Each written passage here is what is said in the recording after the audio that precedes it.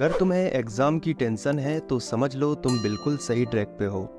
क्योंकि एग्ज़ाम की टेंशन उसी को होती है जिसे अपने करियर की चिंता है, जिसे बोर्ड एग्ज़ाम के रिजल्ट से फ़र्क पड़ता है, जिसको अपनी लाइफ में कुछ करना है, जिसको अपने माँ बाप की उम्मीदों पे खरा उतरना है।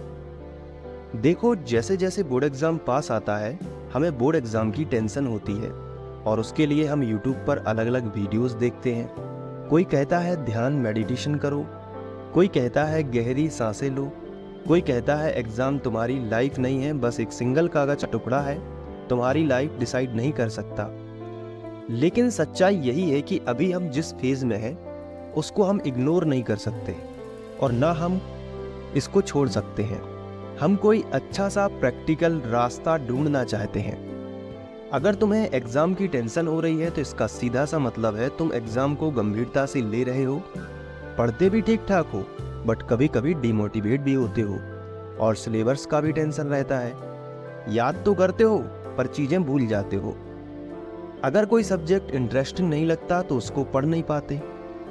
देखो, कितना भी पढ़ लो, टेस्ट में नंबर कम ही आ रहे हैं यदि, और आसपास के लोगों की एक्सपेक्टेशन भी है।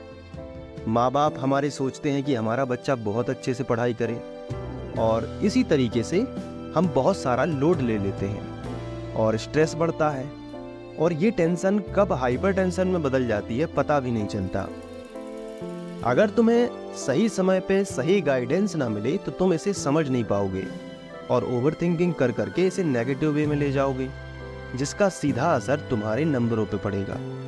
और अगर तुम इसे पॉजिटिव लोगे तो तुम्हारा बहुत फायदा होने वाला है, क्योंकि टेंशन पार्ट ऑफ लाइफ है, लेकिन इसे खुशी खुशी सॉल्व करना आर्ट ऑफ लाइफ है। तुम्हें बस यही सोचना है कि अभी तुम्हारे हाथ में क्या है, अभी तुम अपने रिजल्ट को बेस्ट करने के लिए क्या कर सकते हो, अभी ऐसा क्या है जो एग्जाम के बाद नहीं कर सकते। सभी प्रश्नों का एक ही जवाब होगा, पढ़ाई, पढ़ाई और केवल पढ़ाई, और वो भी मेहनत, लगन और निरंतरता के साथ। इस समय यही तुम्हारा कर्म है, यही तुम्हारा कर्तव्य है। लेकिन जब तुम पढ़ने बैठोगे तुम्हें कई प्रकार के विचार आएंगे, जैसे इस बार रिजल्ट सही आएगा कि नहीं, क्या मैं सही डायरेक्शन में पढ़ रहा हूँ कि नहीं, अगर मेरा रिजल्ट सही नहीं आया तो मेरा करियर क्या समाप्त हो जाएगा। और ऐसे विचार तुम्हें परेशान ना करें, इसके लिए आज मैं तुम्हें कुछ ऐसी टिप्स देने वाला हूँ जो तुम्हारी लाइफ में बहुत बड़ा बदलाव कर सकती है। और हो सकता है कि इस वीडियो को देखने के बाद तुम्हारा पूरा एग्जाम को लेकर जो टेंशन है वो पूरी तरह से गायब हो जाए और तुम एग्जाम के लिए पूरे मन से पढ़ाई कर पाओ। इसके लिए तुम्हें अपने माइंड को एक जगह फोकस करना होगा, लेकिन बस कह देने से कुछ नहीं होगा।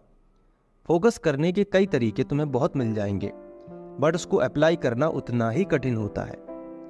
हम उसको अप्लाई नहीं कर पाते क्योंकि फोकस का सीधा संबंध इंटरेस्ट से होता है। किसी भी सब्जेक्ट में अगर इंटरेस्ट ही नहीं होगा तो हम उस पे फोकस नहीं कर पाएंगे। अब बात आती है कि हम अपने इंटरेस्ट को कैसे डेवलप करें। देखो, किसी भी विषय में इंटरेस्ट तब आता है जब उस सब्जेक्ट का टीचर बढ़िया हो, लेकिन ऐसी किस्मत हर बच्चे की तो नहीं होती। बचपन से ही उसे इस तरीके से पढ़ाया गया है कि सरल से सरल कॉन्सेप्ट को कठिन और घुमा फिरा के बताया जाता है और टीचर जाने अनजाने में बच्चे के कैरियर के साथ खेल जाता है। और आज हम कुछ सीधा याद करने की कोशिश करते हैं तो कुछ टाइम बाद हम भूलते हैं क्योंकि हमारी जड़ें कमजोर हैं। लेकिन अब हमें आगे बढ़ना है और टाइम भी निकल रहा है, तो सवाल ये उठता है कि अब हम करें क्या।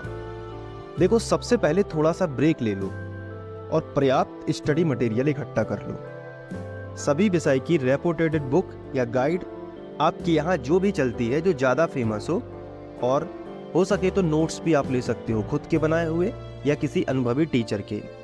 प्रीवियस ईयर क्वेश्चन पेपर जितने हो सके उतने, ताकि एग्जाम का पैटर्न याद हो जाए। इसके बाद पढ़ने के लिए सभी विषय की क्वेश्चन बैंक, ताकि आने वाले मोस्ट आईएमपी क्वेश्चन का अंदाजा हो सके। इसके बाद पढ़ने के लिए सही माहौल बनाओ।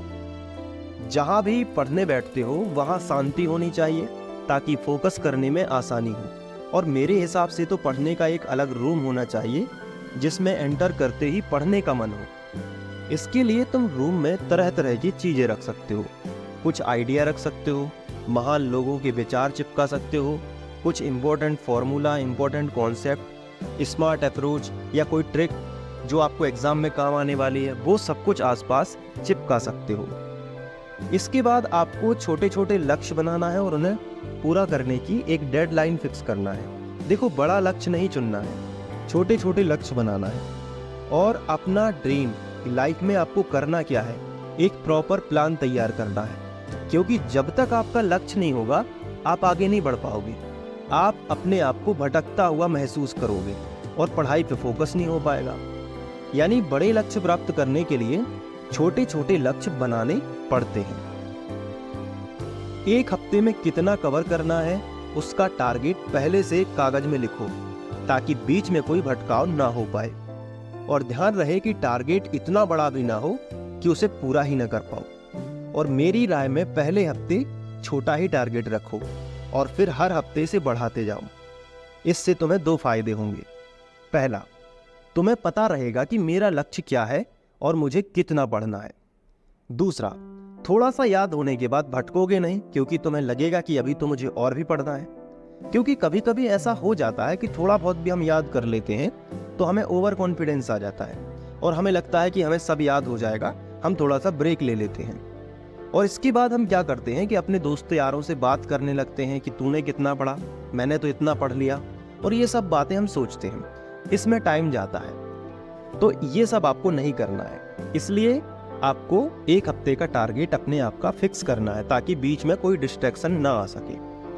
और थोड़ा बहुत पढ़ने से हमें कभी कभी लगता है कि हमें बहुत कुछ याद हो गया। जैसे कहते हैं ना कि अधजल गगरी छलकत जाए।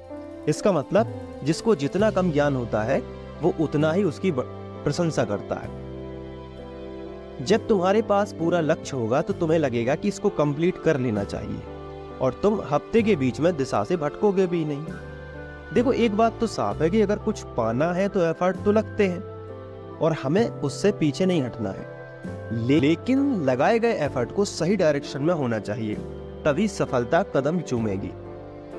उसके बाद दूसरा कदम है प्रॉपर रिवीजन करना। देखो, ना हमारे हाथ में भूलना है, ना हमारे हाथ में किसी चीज को याद करना है। जो चीज हमारे आंखों के सामने रहेगी वो हमें याद रहेगी, और जो चीज हमारे आंखों से ओझल हो जाएगी या सामने नहीं रहेगी वो हमें याद नहीं रहेगी। इसलिए हमें बार बार चीजों का रिवीजन करना है ताकि वो चीज हमारी आंखों के सामने रहे और उसको हम एग्जाम में अच्छे से लिख पाए।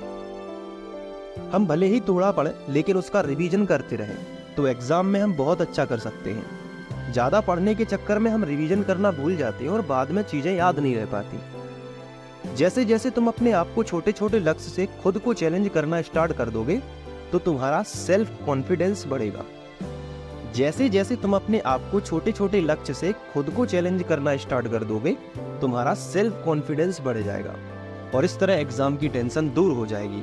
और इसके अलावा तुम अपने अच्छे कैरियर के लिए छोटे छोटे कदम उठाना शुरू कर दोगे जिसका फायदा तुम्हें होगा, क्योंकि सफलता सही निर्णय के बाद आती है और सही निर्णय असफलता के बाद। देखो, लाइफ में हम बहुत कुछ करना चाहते हैं बट सही समय पर सही गाइडेंस ना मिले तो पूरा कैरियर बर्बाद हो जाता है। फिर कुछ सालों के बाद हम पछताते हैं। हमेशा ध्यान रखो, बेहतर से बेहतर बनने का प्रयास करो। नदी मिल जाए तो समंदर की तलाश करो। टूट जाता है शीशा पत्थर की चोट से, टूट जाता है शीशा पत्थर की चोट से, टूट जाए पत्थर ऐसा शीशा तलाश करो। मिलते हैं नेक्स्ट वीडियो में। अगर आपको ये वीडियो पसंद आया है तो अपने दोस्तों के साथ शेयर करें, लाइक करें और चैनल को सब्सक्राइब करें। Thank you.